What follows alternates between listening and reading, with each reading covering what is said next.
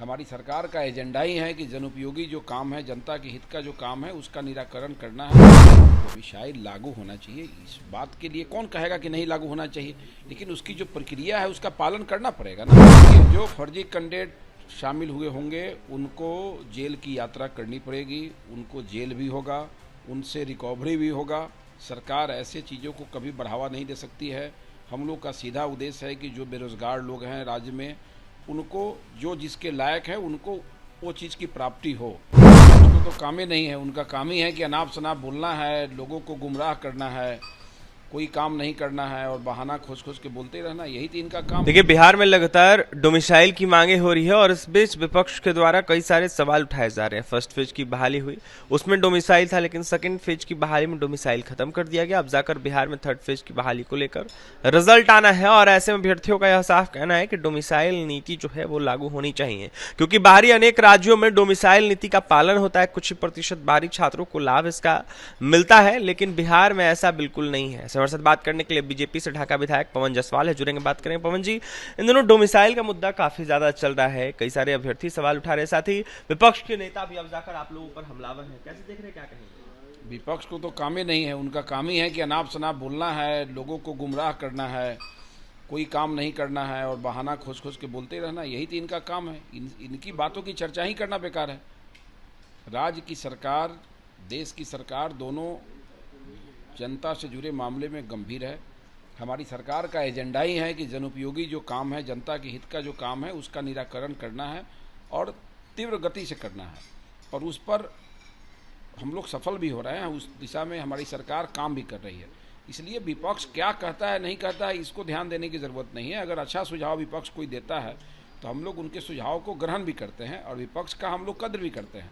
लेकिन दुख इस बात का रहता है कि यहाँ का विपक्ष बिना सिर पैर का बात करने वाला विपक्ष है। इनके पास कोई भी राज्य और देश के हित में कोई ऐसी समस्या कभी इन लोगों ने हम लोग के संज्ञान में नहीं लाया कि जिसको ग्रहण करे और देश के हित में कोई सुधारात्मक काम हो सके।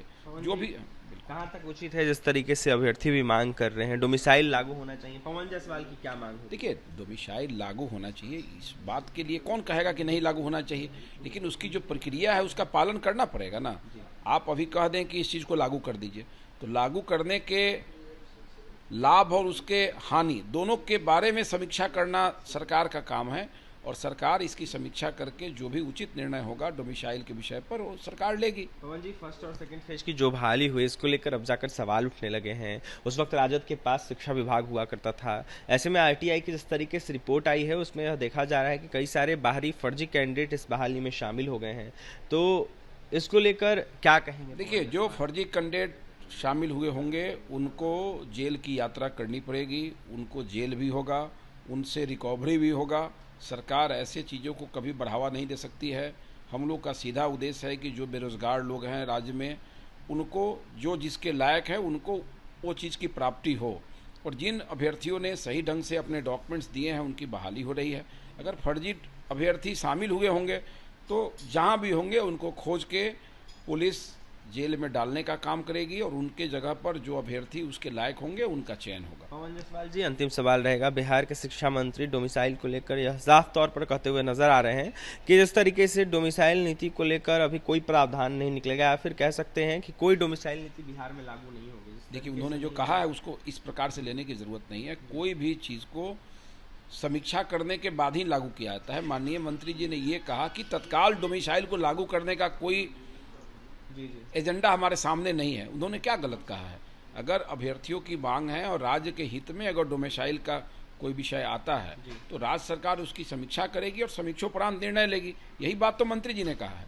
आप अभी पूछेंगे कि यस नो कह दीजिए, तो ऐसा नहीं कहा जाता है राजनीति में।